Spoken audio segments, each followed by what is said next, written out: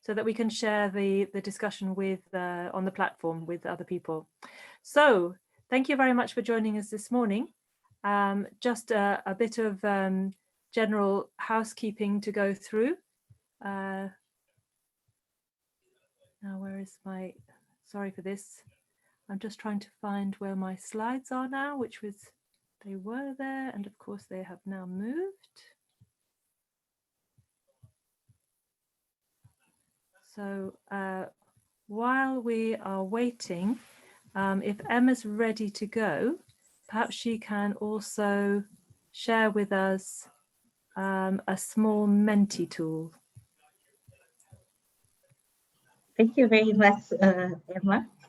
I think we'd rather use our code names for this. Yeah, having worked a lot with Emma, people baptized as Emma Mzee and Emma Mchanga, just for us to differentiate who's talking, and she's Emma Mzee and Emma Mchanga.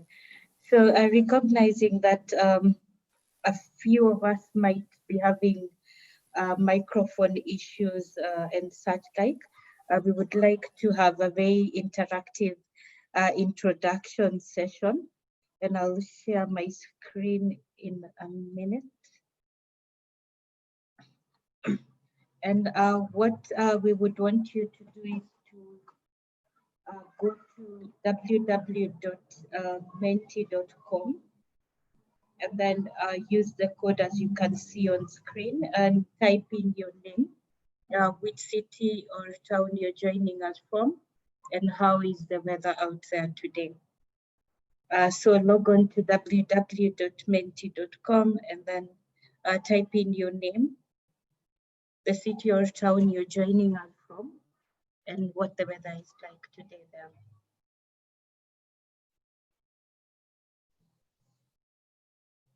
So give us a few minutes. Kindly shout out if you're having any challenges with the Menti.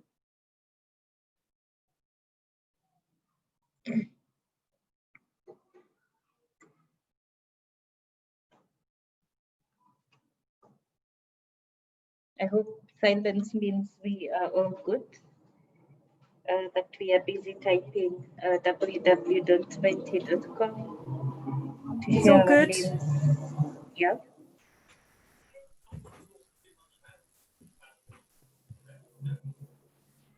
Oh, it's supposed to be Emma Mzee. Yes. That's predictive text for you. Sorry. So please share where you are, your name, and what the weather is like where you are.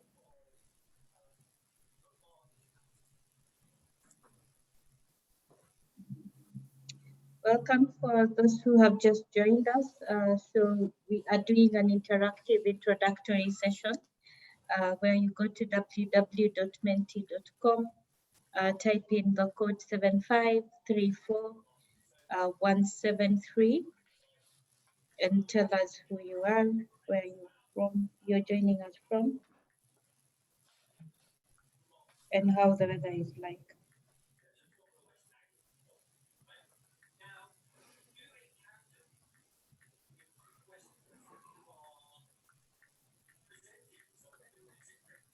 Thank you, Asika.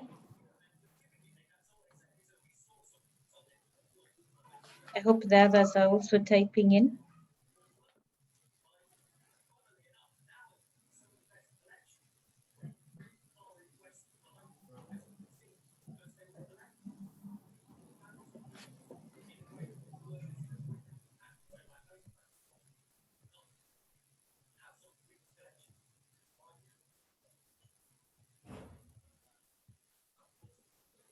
Nanyonjo, we were typing in Menti, so you open a new window, type in www.menti.com, 7534173 is the code, then you type in your name there. And then as you type, it will appear on screen. So Dada, we are waiting for you, George and Magdalene.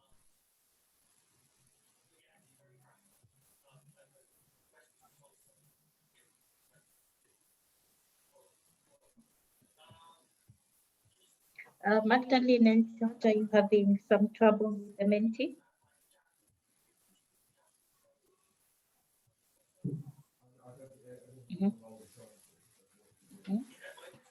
George is in Kisumu, so United Kisumu is sunny.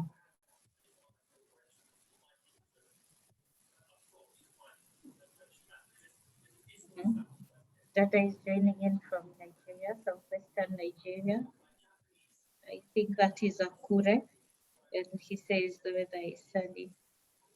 Magdalene, I hope you're not having any challenges. If so, just shout out. Yeah, Magdalene is joining from Thika. Magdalene, Thika is Kiambu, not Nairobi, right? And she says it's cloudy but breaking into sunny intervals. So I guess almost the same as what we are having in Nairobi. So thank you very much, everyone. At least we know where.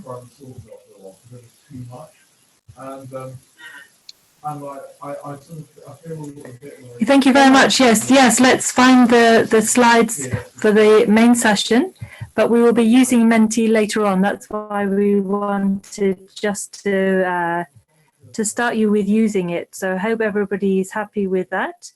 I hope you can also now see the slides for the session. Is everybody able to see those okay?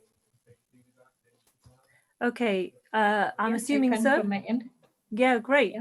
Thank you very much. So it's the same protocol as before. Obviously, we are recording. If you would like to put a question or tell us about some issues, please use the chat and we will monitor that for your questions as we go through. Please feel free to put any questions in regard to this block 3, modules 3.1 and 3.2. And that's what we'll be going through today, your assignments and your feedback and your questions. And we'll also have a few polls for us, for you as we go. So as I say, please do put any questions that you had about this, the different modules in the chat, and we can get to those after we've looked at your assignment and feedbacks. So first of all, what we're thinking to cover is each module, but a big well done for getting this far. So you've nearly finished the course. There's one more module to do, and then that is it. And I look forward to providing the feedback on that next week. So we're going to go through the modules. We're going to look at your assignments and the discussion board inputs. And we're starting off, first of all, with module 3.1, which Emma's going to lead us through. So Emma, just let me know when you want to move through the slides. Okay, thank you. Thank you very much. So looking at the feedback from module 3.1, which was looking at the decision-making space, is that 43 students were able to complete the module, and the assignments as well. Although the assignments were completed at different levels.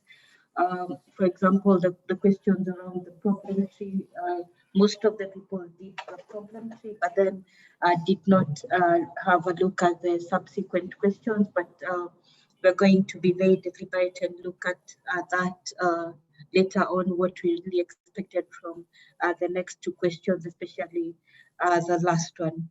And moving on, the next slide, Emma, is that we are going to look at the first questions that you were inputting in the discussion board. And it was basically looking at during our normal day-to-day interactions with people, what are some of the reasons that we hear people saying, citing for not using forecast, and what are the misconceptions that people have about forecast, and then tie that in and see the reasons that various of you gave around how to overcome the challenges, because there's no way you can talk about a problem without thinking then further, how do we go about solving it. So we'll look at next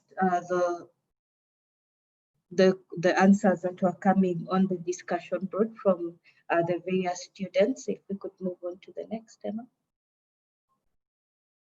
So I went through the discussion board and picked out some of the common things that the students were talking about, and I grouped them into the three categories around the reasons for not using the forecasts, then the misconceptions are very interesting, and then how to overcome the challenges. And I think one of the most interesting things for me was how people are thinking what's the way forward. A lot of students were looking at how can we overcome this from the learnings they picked in the other modules, and looking further ahead at how can we overcome this. And I'll start off with some of the reasons that people were giving, other people say they don't use. And one of the things is that people do not see the relevance of the focus. And I think in our context is that people do not, for the day-to-day basis, people do not think that knowing when it will rain or when there'll be sun doesn't really affect a lot of day-to-day activities. Then the next one is some people don't believe there's any scientific basis to it, and that we will link with another misconception of why people think that, I mean, why should I use this, and it has no really concrete backing to it. Then the next one, which was also coming out in the first slide on the background, is that most people have a difficulty interpreting the technical terms and the probabilities in the forecast. Then the other one is around trust, and I think that's one of the things we've had a lot, especially looking at the Kenyan context where I come from, is that people will always say this weather people are always lying, and that trust is not there.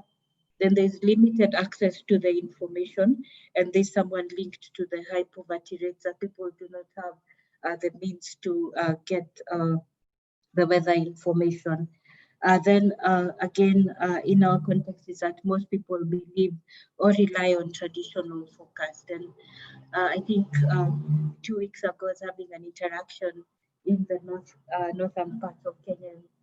They were telling me that unless the traditional forecaster has observed goat patterns and plant patterns and told them what really is going to happen, then they don't take the science really seriously. They take that traditional forecaster more seriously. Then another thing is the low literacy levels that sometimes hinder one, the interpretation, and also the effective communication. When that message is passed along, then it's really, it gets distorted as it moves along. Then interestingly, something that I've highlighted is that someone was saying that one of the other reasons is that there's corruption. People think sometimes the forecast is done in a way that it favors a certain sector. Then moving on is the language that is used at times, so linking to the technicality of the forecast. Then largely is that people think there is a disconnect between climate information producers and users.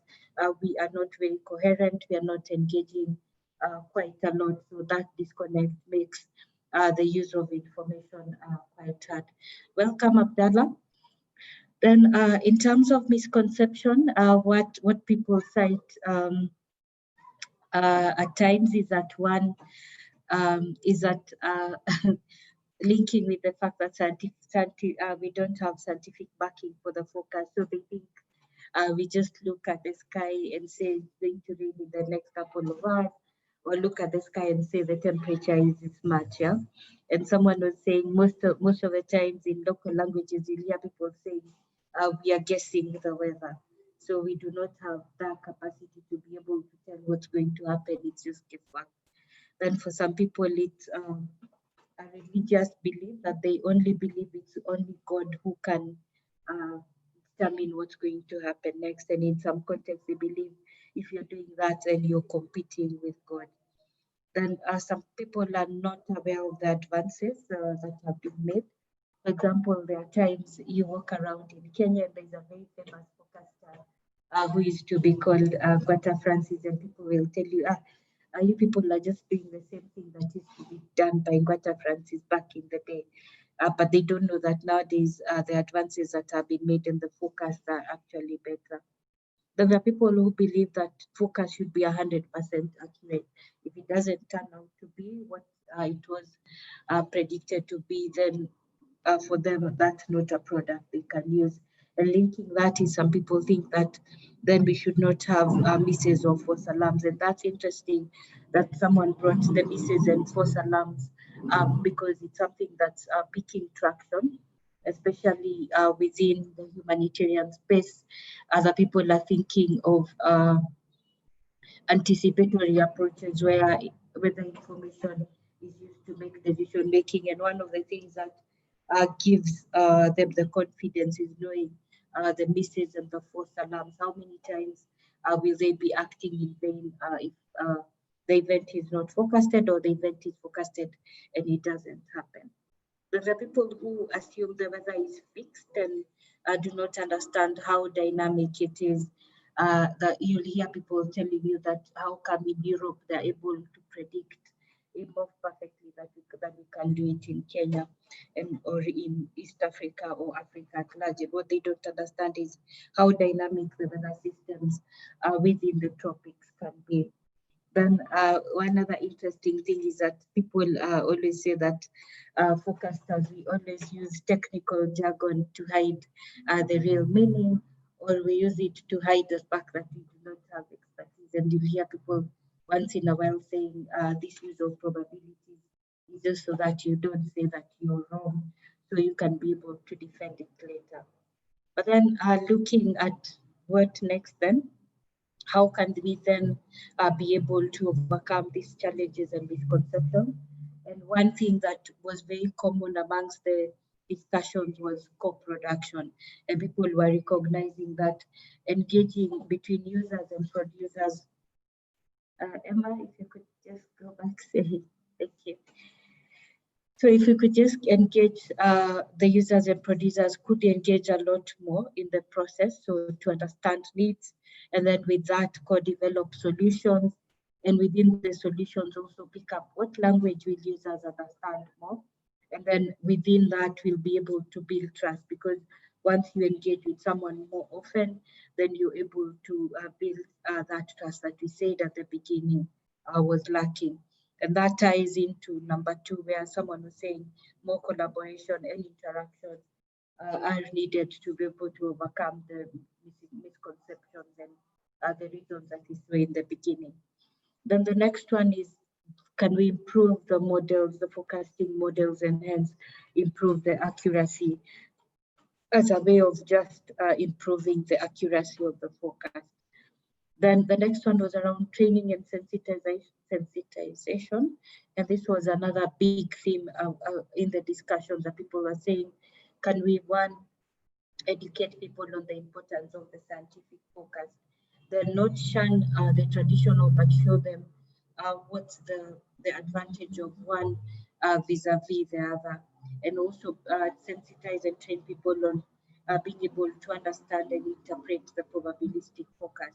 Then linking to the corruption is, someone was saying we need to be very honest and have integrity when giving forecasts.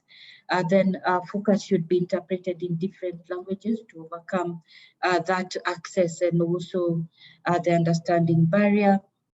Then focus should be verified on a day-to-day basis. I think learning from the past will only make the future better. So if you're able to verify our focus from day to day and are able to tell someone, look, this is my rate of misses, this is my rate of false alarms, you can be able to build confidence and also, as a forecasting institution, get better at it.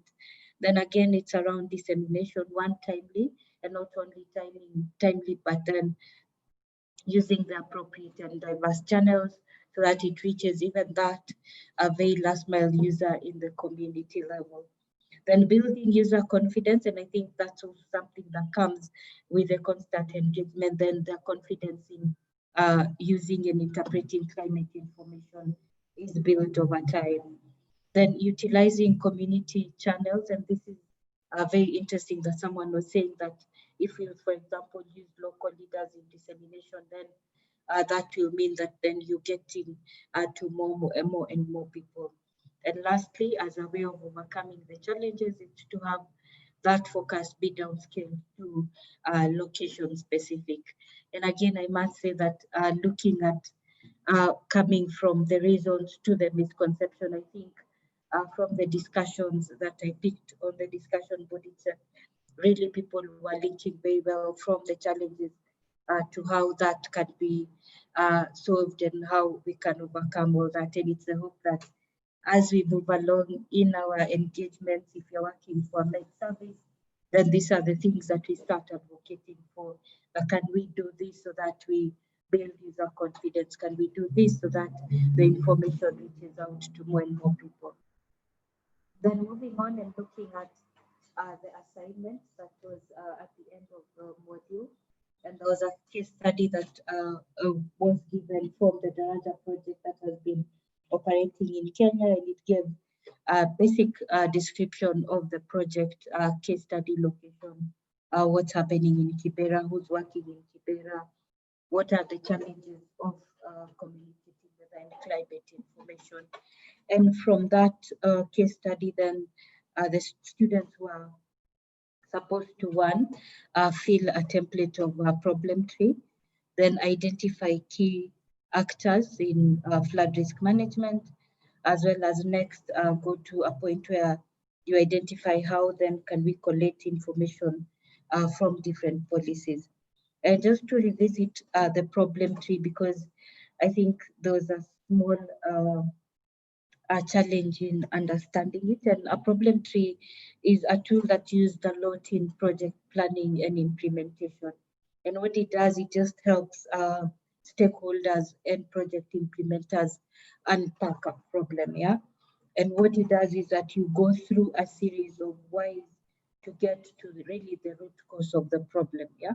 For example, if you're in a household and the children are given, for example, food, and so you find one child is not eating, you really want to dig into it and figure out why is this child not eating. And in the first place, you could ask them, why are you not eating? And they could tell you, I don't like the food. Then you could move to the next step of, why don't you like the food? And maybe they'll tell you that, no, mom or dad, we have been cooking this particular meal every day this week. And that becomes a problem that we can, in some instances, change, that you can change the types of food that are cooked every day. Or sometimes the child maybe could say, it's because I wanted to eat this as a type of meal. And sometimes in some context, it's not available. And that becomes a problem that cannot be solved in that particular context. And the same applies to project management, that there are problems that will come up as people continue unpacking the issues therein that might not be solved within the resources in that project. For example, if you're working with med services, you might get to a point where they say the problem that they're not able to provide forecast is because one, they have infrastructural challenges, and then the second one could be capacity gaps. And maybe within that project, you have resources written in for capacity building, and that becomes a problem that you can solve. But then looking at the infrastructure, maybe the project does not have money written in for computers and all that, and that becomes a problem that cannot be solved within the lifetime of that project. Now going on to the example that was given in the module. Next, Emma. So this is an example that was developed in one of the projects that you've seen a lot in the modules, the FOPAC project. And what we were basically asking the stakeholders, because we wanted to unpack why forecasts are not used in drought management, is we were asking them, what is the problem? And one of the things we're saying is that the information they get is not relevant to their context. Yeah. Then we're asking, why is it not relevant? And the next thing they said is that it's not matched with the user needs. Yeah. And then we asked another why. Why is it not matched? And two of the things that we got to hear was, one, they need a longer lead time. They need a focus at the next 6 months. And again, back then, the products that were being given is not what they would want. So the rainfall forecast is not something they would have wanted. Then I'll follow the next thread. When we asked why it's not being used, one of the things we're saying is usability. The forecast we're getting is not usable. And we asked, why is it not? They said, one, it's a probabilistic nature. The next thing they were saying, it's lack of resources. Even if I get that forecast and I decide I want to go and create awareness based on that forecast, I do not have the resources. Then the next thing they said is that the language is too technical. And for the probabilistic and the technical is that they said they lack the skills to interpret. And hence looking at the problems, then it's that the ones marked in red became problems that could have been solved within FOPAC because those resources written in and time written in to build capacity. But then looking at the lack of resources to use that focus, for example, in doing early action or awareness, that wasn't something that was written into the project. So that was the example that was given. And now we'll move to the question that was in the assignment. And the question was asking, based on the assignment, then why is weather and climate not effectively supporting the residents of the informal settlement that was in the case study? And I went into the assignment and picked a few threads. And the threads that were complete, most of them were one around the first problem was that the language is too technical for the forecast. Why is that very technical? It's then because people lack the skills to interpret. And that is marked in green because that's then a problem that can be solved within co-production, that you start building people's capacity as you create a common ground. You can build people's capacity so that you're all starting at the same level where everyone understands the basics of climate information before you move to then defining solutions. The next one is information is not accessible. And then why is it not accessible? Is that one, the channels used are not suitable in that context, then the language is not understandable. Then for the channels, how come they're not suitable? It's because people have limited resources to access, for example, TVs and radios where the information is broadcast. Then for the language, it is that because it's not understandable, then you find a lot of misinterpretation. And why is it misinterpreted? Is because people lack awareness of how to get to pass this information. And that becomes a problem that can also be solved as you create a common ground, create awareness on how do you communicate, for example, the probabilities? How do you communicate the uncertainty in the climate information? And I'll go to the next thread is information is not specific and relevant to the urban settlements. And one of the problems linked to this is that the information is not tailored, it's not what is needed in the urban settlements. And the next one is that forecast is not downscaled to the local level. If you look back at the case study, you'll see that the forecast was being given for Central and Nairobi area. And the problem then becomes it's not downscaled. And that becomes a problem that can be solved in co-production, that we can produce focus products that are relevant to the local scale. Then information is not tailored, it's that the information is directed to the technical institutions. It's not packaged for that resident. And that also becomes a problem that in co-production can be solved. How do we package this information in that it's directed to the resident? Then finally, is information is not trusted. And one of the other problems that was linked to it, why is it not trusted, is because people have negative attitudes and cultural inclinations. For example, as we said before, people who believe that it's only God who can tell what's going to happen next. Then the next one for not trusting is the inadequate knowledge on probabilities. And why is there inadequate knowledge on probability? Someone was saying because of the high illiteracy levels in the settlement. Then it becomes that then the problems in green can be solved through co-production.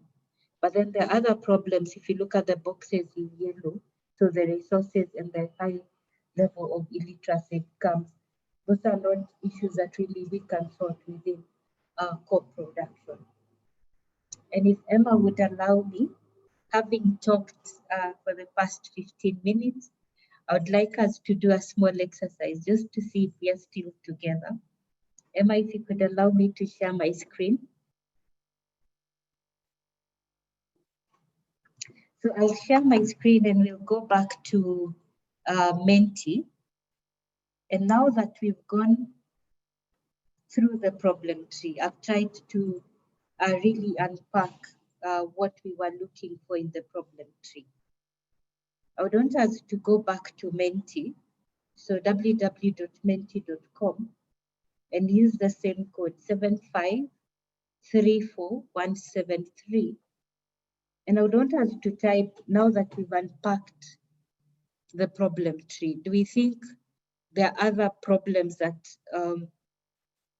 are reasons why weather and climate is not effectively supporting the residents of the informal settlements?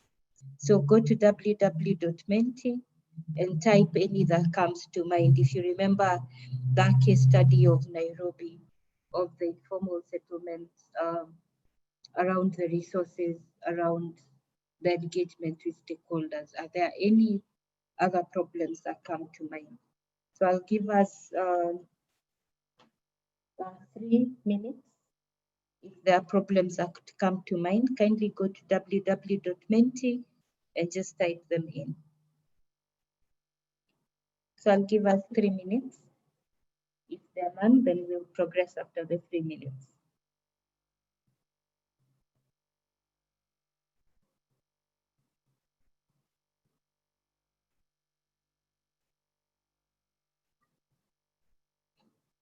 I hope we are typing in something.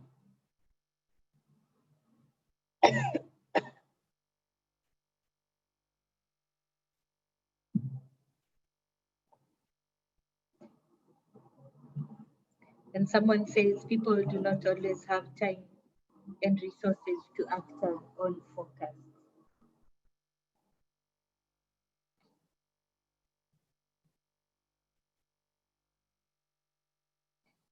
And I wonder if that's a problem then that can be solved in co-production or not. Or is there another reason why they don't have resources and time? Then someone says not aware of precautions to take based on climate information. So is that not aware of precautions? Is it a lot more around lack of knowledge on preparedness that then can be sensitized? So just thinking through how to unpack that. So the forecasts are made without putting into consideration who is to use and or do not engage the users, and that becomes then a problem that we can solve in co-production, that then the engagement with the users is enhanced for us to be able to have their needs taken into consideration. And there's someone who says low level of interaction between information producers and users, which then affects the rate of climate information use. So that links very well to the one around consideration. And those are things that if you're looking at a co-production, then they can be solved. So the other one says maybe bureaucratic issues related to existing response structures and procedures. And that's, if you look at how to unpack that, then is us having, for example, standard operating procedures of how do we respond, who does what are the roles, define the roles quite clearly. And communication gaps, lack of sensitization, lack of infrastructure, improper collaboration. So these are quite many backed at once. So lack of disaster risk management services focused on, it's moving too fast. So lack of disaster risk management services that are focused on informal settlements. Emma, kindly alert past 3 minutes. Sorry, do you want to go back to the slides? Yes, that's what I wanted to do, because now, I mean, I think we have some clarity on how to unpack the problem tree, and you can see a lot more challenges coming in than what was in the assignment. So we'll move on to the next question in the assignment. Next slide. And I think this one, from the various responses, I think people really got them. But from the case study, looking at who had been working with the Daraja project in flood risk management, is that yes, they worked with media, they worked with infrastructure managers, the civil engineers, estate developers, and the like. Then they worked with the residents of the informal settlements, with, again, community development groups who are bringing the residents together. They worked with the meteorological department, worked with community leaders who really were passing that information to the residents. They worked with the ministries at the Nairobi County office, technology offices, for example, the power supply company, disaster management agencies such as the Red Cross. Then there were scientists and researchers from various backgrounds, and also from the Kenya Meteorological Department, urban planners, as well as city stakeholders. So at least this one, the unpacking, most of the people were able to list, and I think it was very clear from the case study who was working with the Daraja project. But the last question in that, next slide, Emma, was asking how then is one able to, Emma, if you could, yeah, how then one is able to collect information around what policies are relevant for the context they're working in. And I think this particular question, a lot of people did not respond to it, and those who did, it seemed like it wasn't clear what we were looking for, but we were looking for how exactly would you be able to pick information on what policies exist around the context you're working on.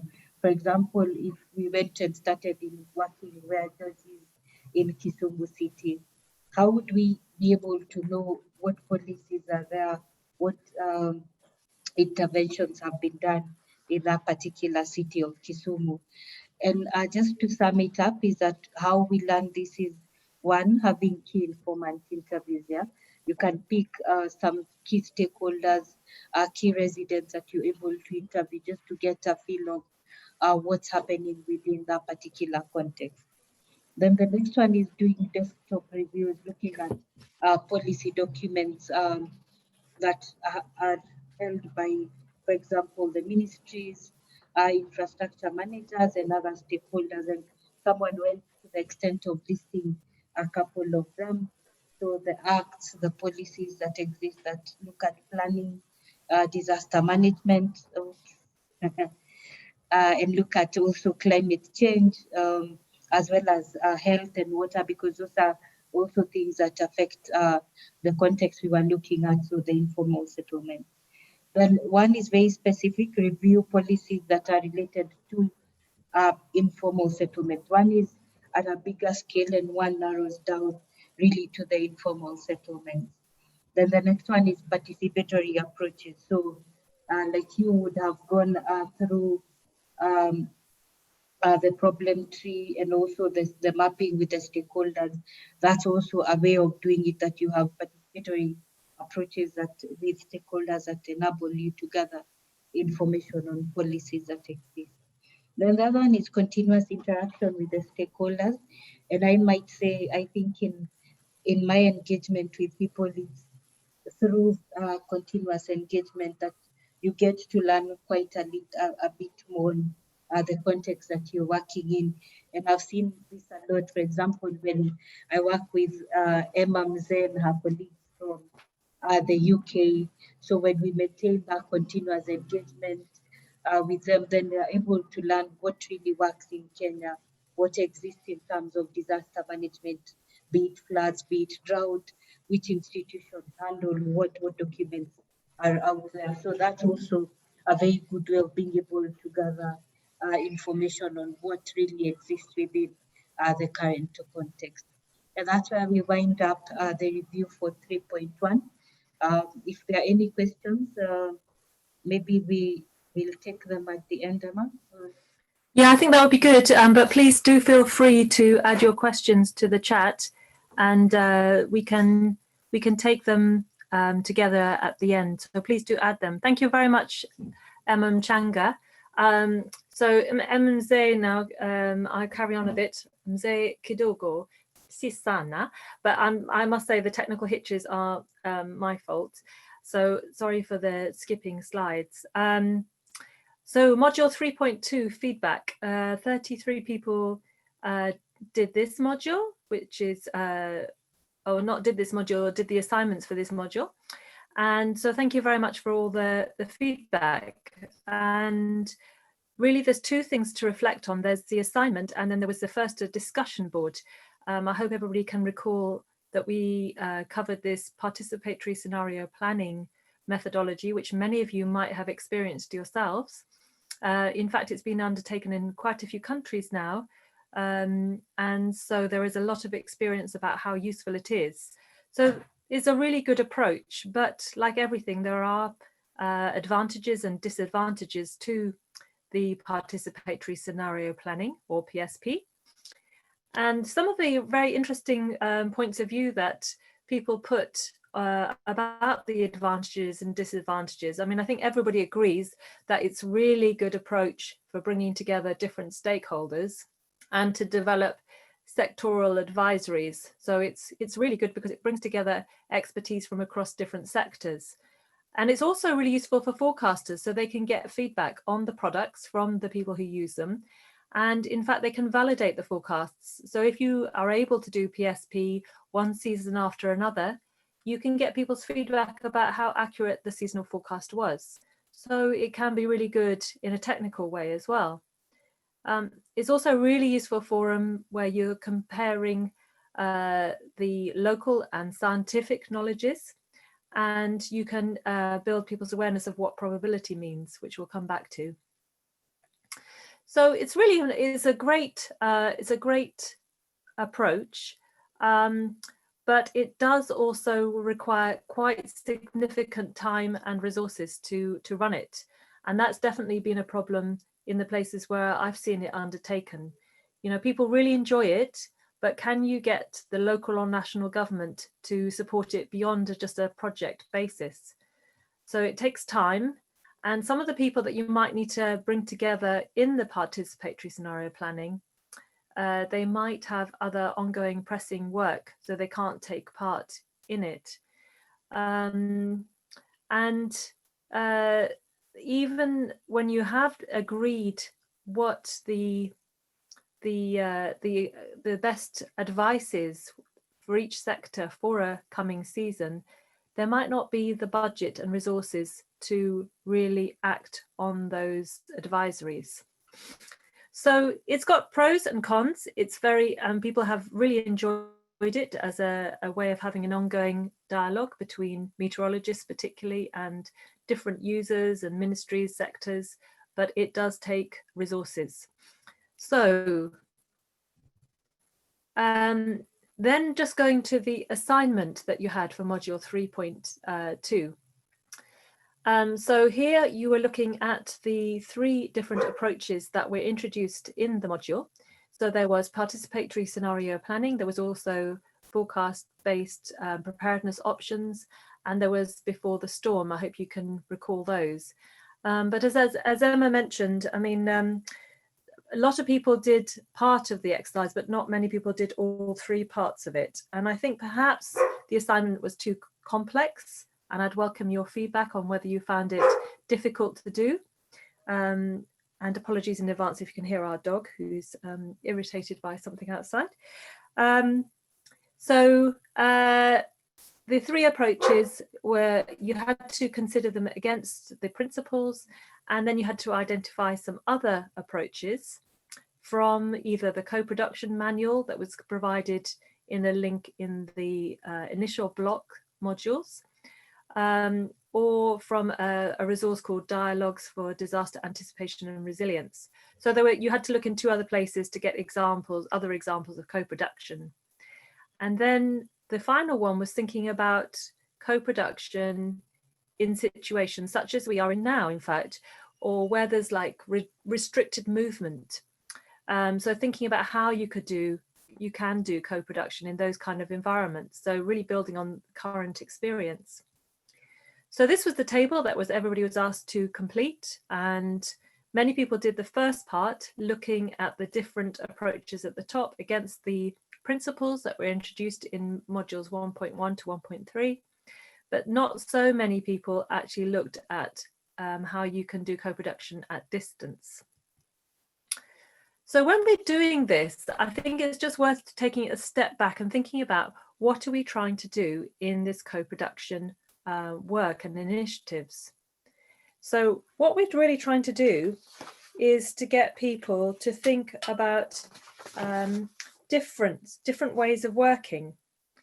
We're trying to get people to use information that is complex, it's probabilistic, it's not certain, and they're working in very many different complex situations. And we're trying to get people to change the way they're working, really. We're trying to get both meteorologists or climate scientists, the providers of information, and the people who use it to work more closely, to work in different ways, both as individuals and as institutions. So I just wanted to ask you, if you wouldn't mind, to fill in a brief poll to think about what kinds of learning processes do you think that local and national decision makers might prefer?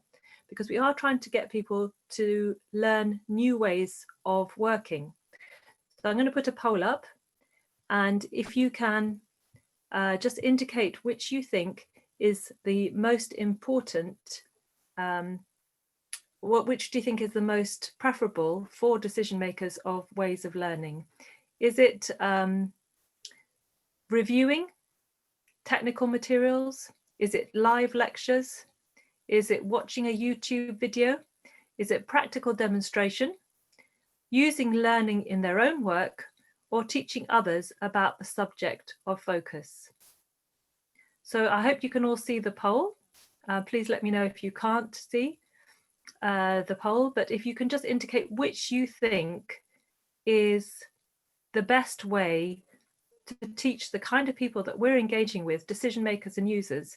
Which one do you think is the best way for helping decision makers understand climate information, weather and climate information? So I can see a couple of people have voted. Okay, and I think I think most people have now voted. We've got maybe one more person to vote. Okay, thank you very much. So I hope you can see the results. So I'm just going to share them now. People are saying that they think that practical demonstration is one of the most important ways of helping people learn new kinds of information and use it.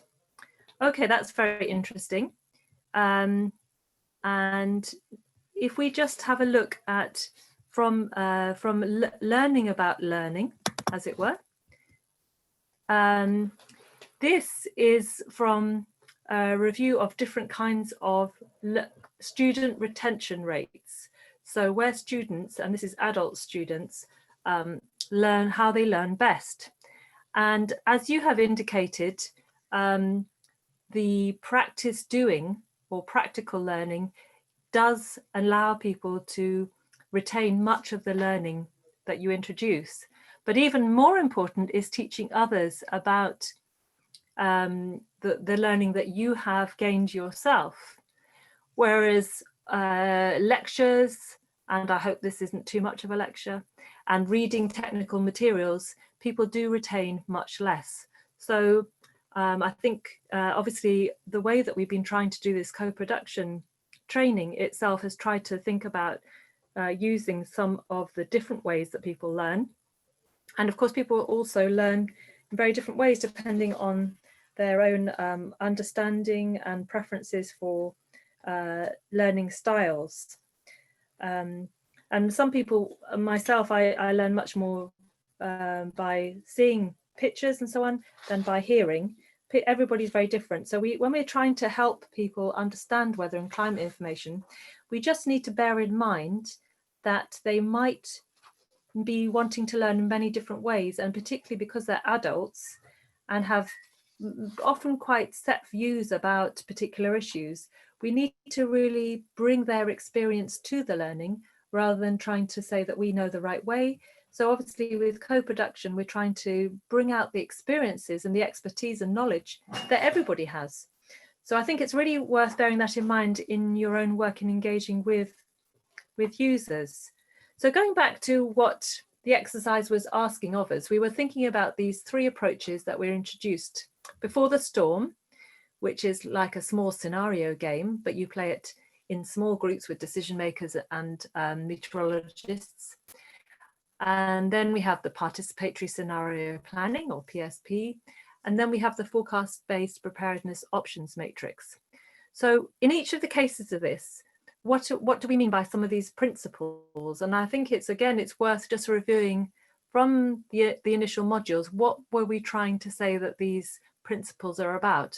So I picked from the students' work, from your own assignments, where I felt that you had really well understood some of these principles.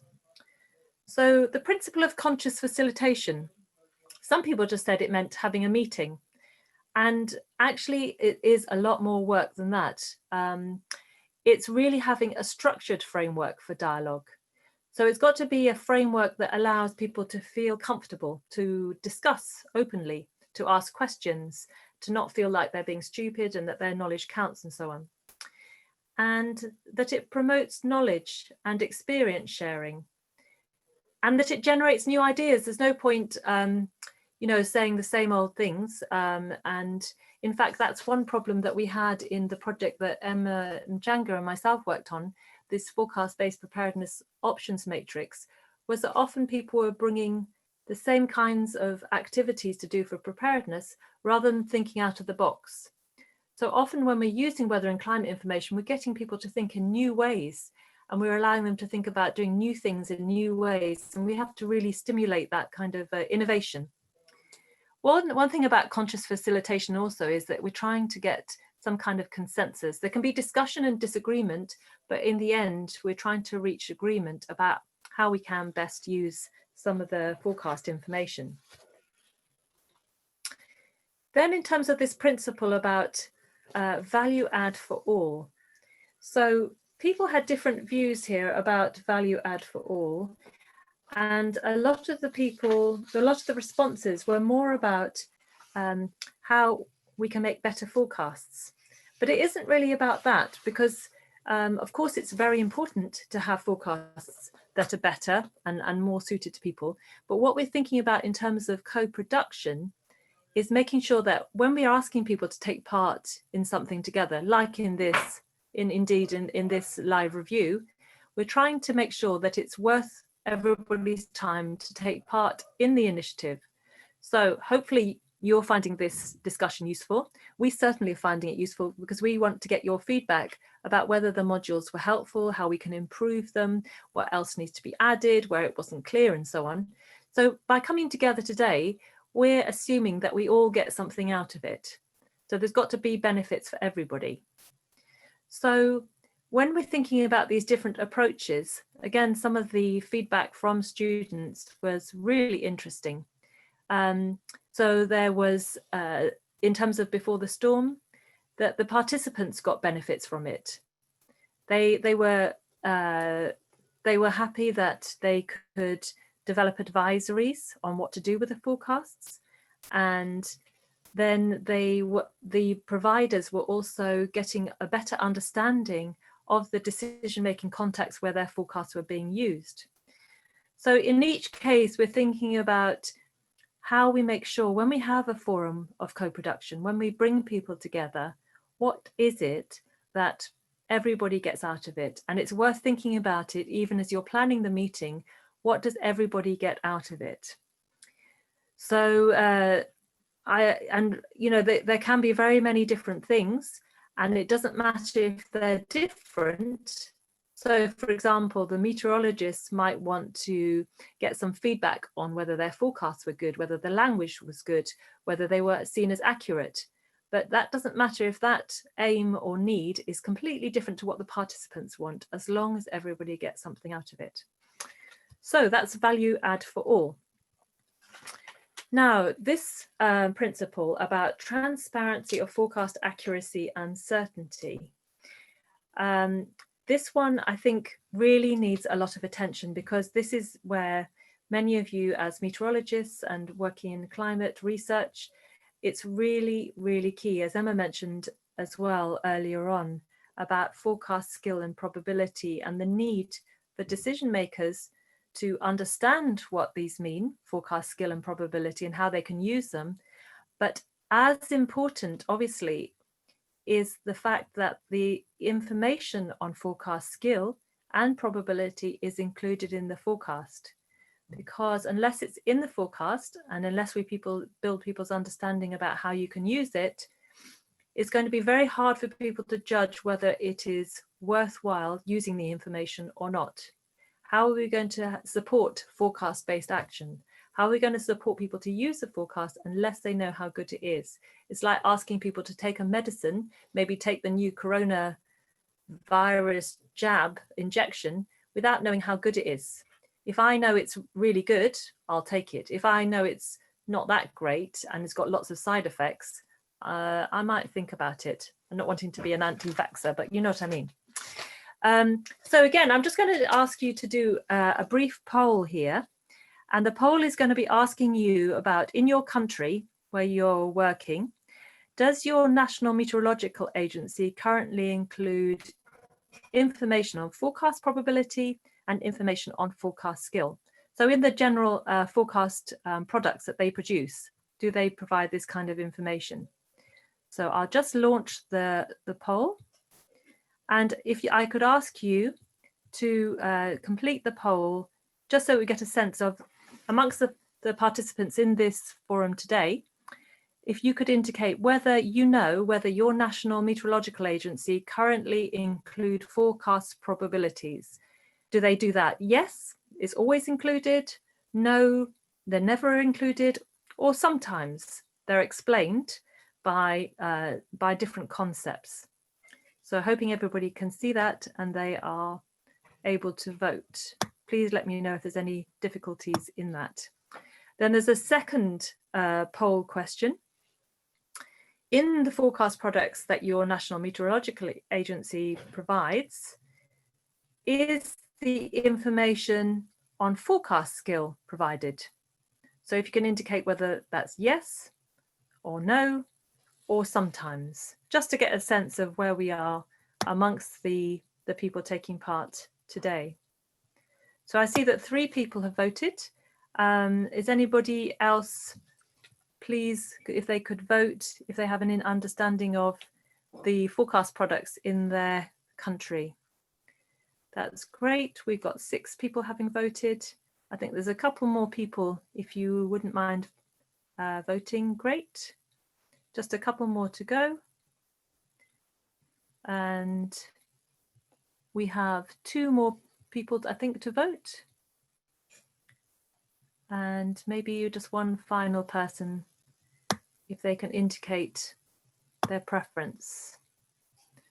Okay, so here are the results. So in the countries where you are talking from, your National Meteorological Agency currently include forecast probabilities. Yes, the forecast probabilities always included. Okay, that's very interesting. And because in my experience, often they're not actually included, or maybe they're included at a national level, but maybe not at a sub-national level, local level.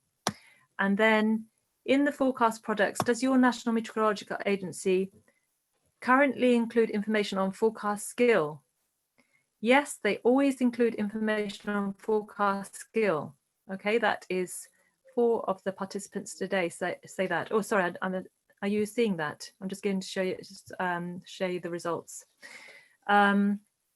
So you said most of the people today said yes, that the probabilities are always included, and nobody said they're never not included. And in terms of the skill of the forecast, about half of the people said yes, that information is included, and a few people said no, it's not, and sometimes said sometimes. Well, again, I find that really interesting, because in the countries where I've worked, very rarely is the forecast skill regularly shared in every forecast product. And I don't know, I'll be interested to hear what Emma would say about that as well.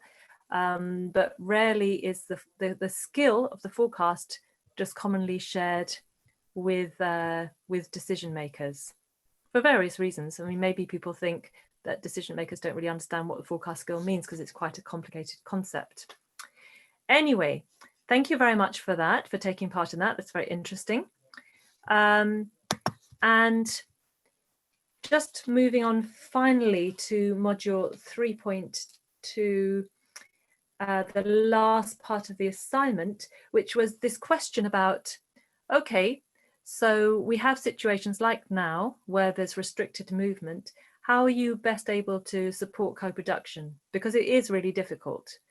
At least if you have already some kind of engagement, you've got something to build on, but it is quite complicated to support co-production, as we're finding with this online training. It does restrict you, you just have to think more creatively what other approaches you can use.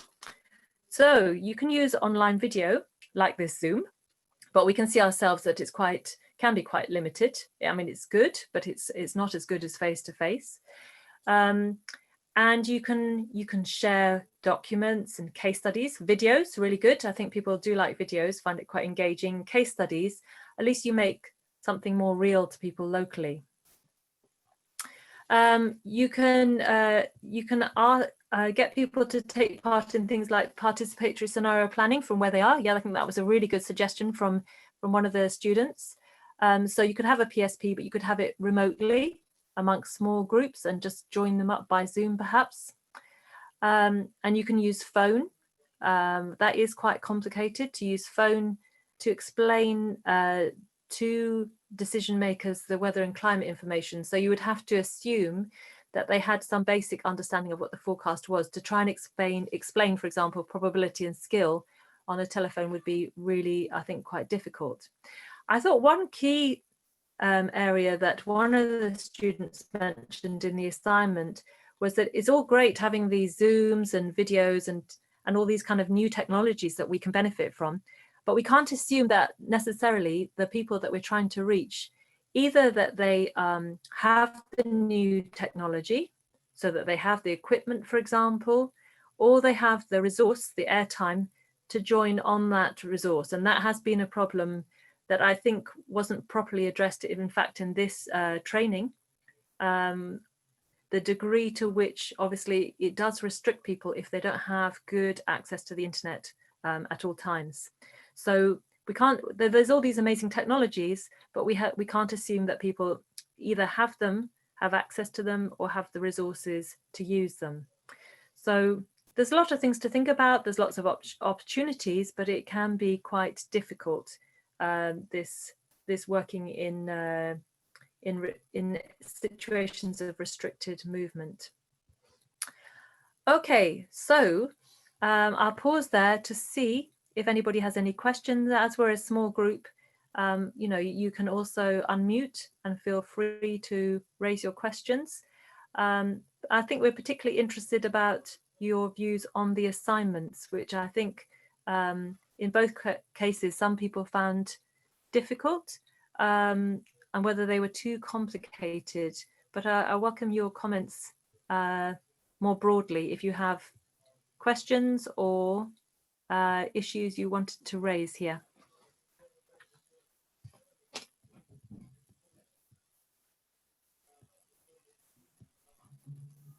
Emma? Hello. If I could just for a little bit talk around the collation of the policy. I think a lot of people didn't understand what we meant, and we just meant how can you get information on documents or any other background information around the context that you're working in. So when I give an example, if for example we started working in Nairobi, in Kisumu today, and we moved in and we didn't know who, maybe wanted to do a climate service, we don't know who works in that context, what documents, for example, within the county, are there any maybe communication strategies that you can borrow from and look at what's happening around communication dissemination in the county? Do they have, for example, a development plan? What does it say about early warning for informing disasters? So that is what we were looking for, how you can gather up documents and information around the context that you're working on a particular subject. I hope now that's clear to everyone, how to go about collecting that particular information.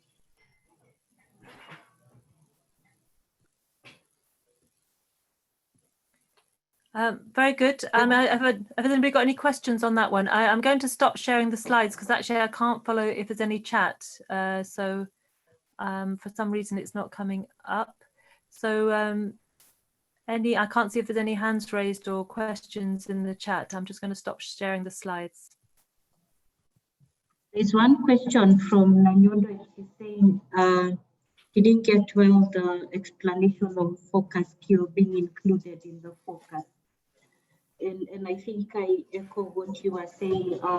Nanyondo, if you look at the focus, for example, the seasonal focus that's provided by the Uganda Met Agency, you will see that it just most probably looks at the focus for the coming season, and also looks in hindsight what happened in the previous the season that just passed.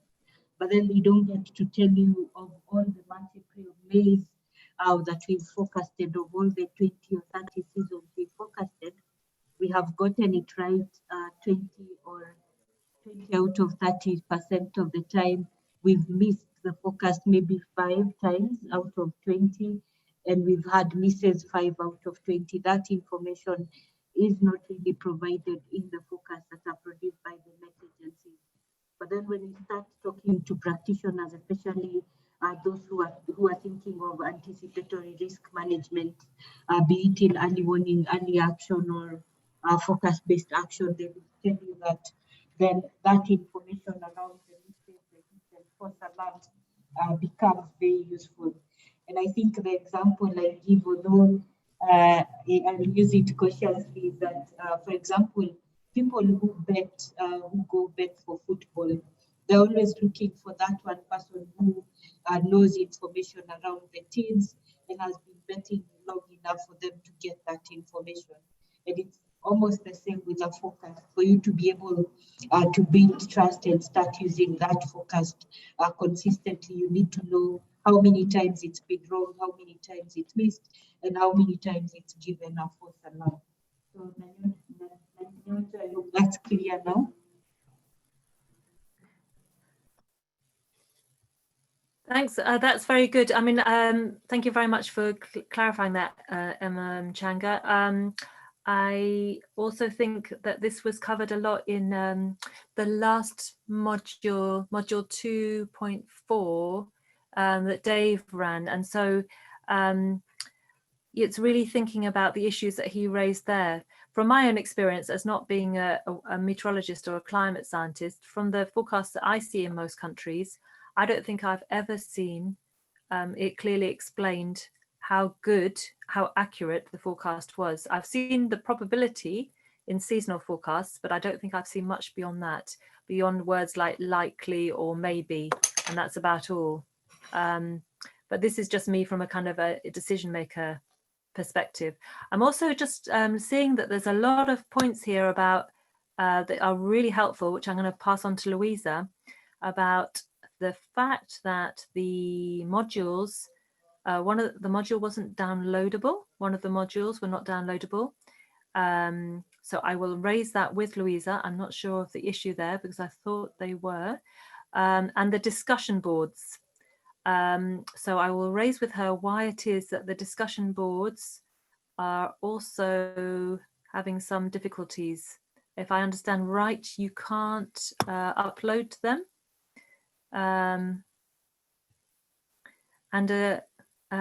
So I think that's the main problem, is that downloading the PDFs and also the discussion boards. Okay, so I will check with her that. And so it would be great to hear from one of the students if in the module that you've just been doing, module 4, were the discussion board, were they not downloadable?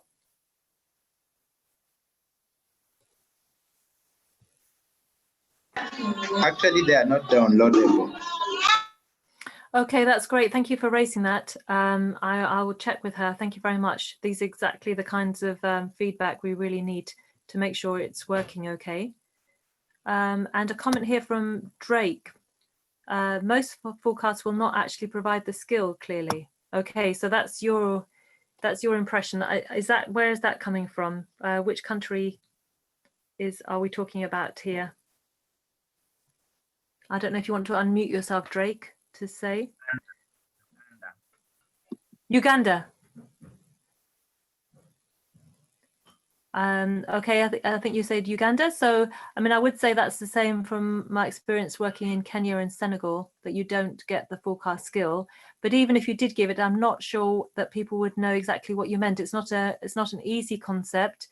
And I think the module that Dave gave and the exercise he gave was really helpful, because it hasn't been an issue that people have covered so much in providing climate services. They've covered probability, but not so much skill.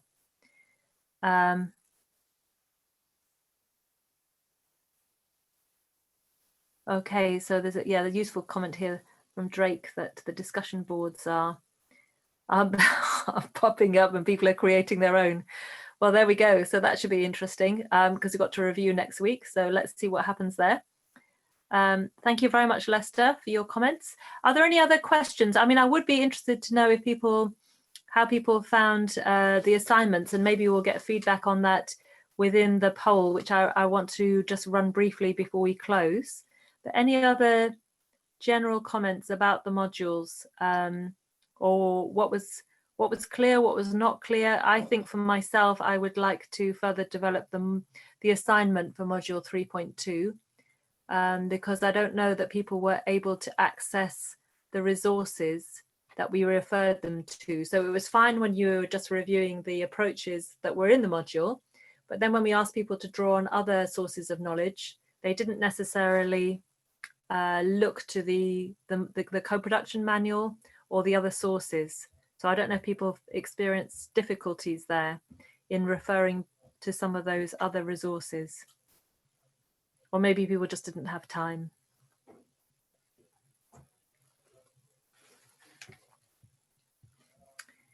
Eeny, meeny, miny, mo, shall I just ask somebody? I'm going to ask if anybody has a particular comment on that.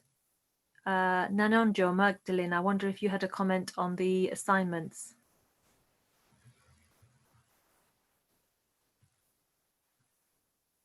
Please feel free to unmute. You don't necessarily need to write.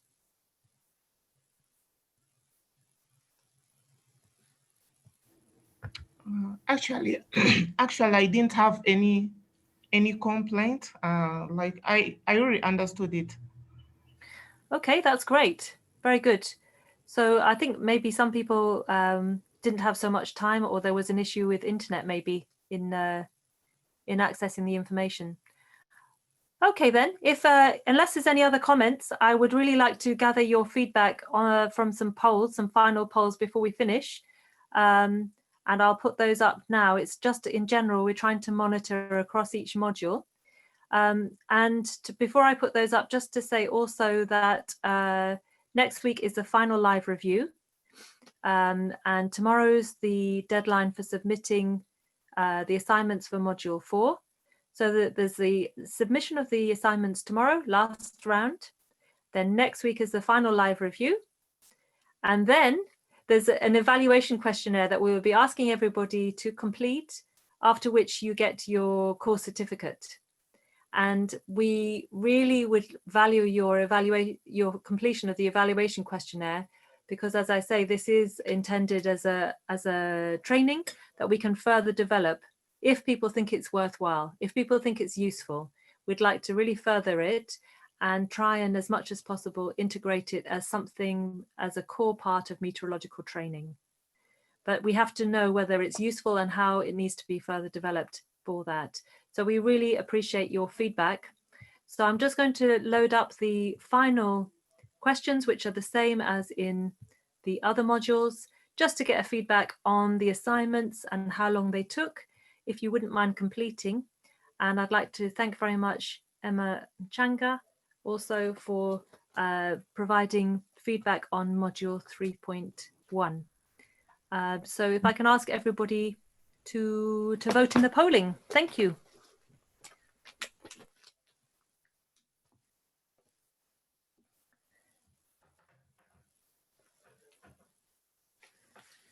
So I can see one person's voted. Thank you very much. A couple more.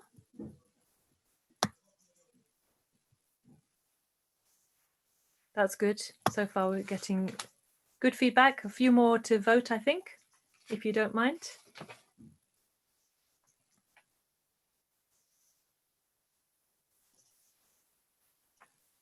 Okay, just a couple more people to vote, I think.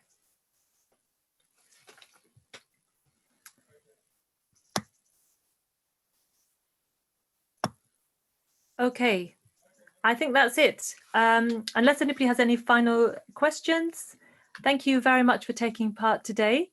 And I look forward to looking at your assignments for next week and to the final live review next Thursday. Thank you so much to everybody. Asante ninyote. And until next week, I hope everybody stays well. Thank you very much. Thank you, everyone. Enjoy the day.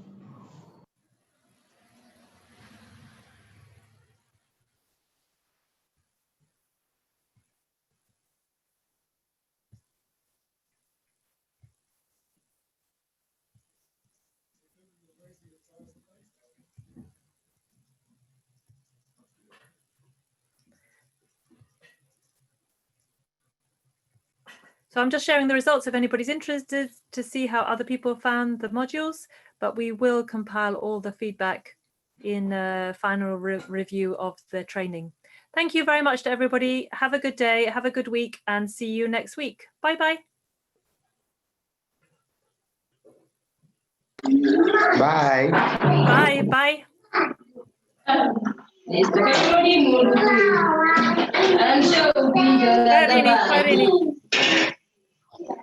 Asante.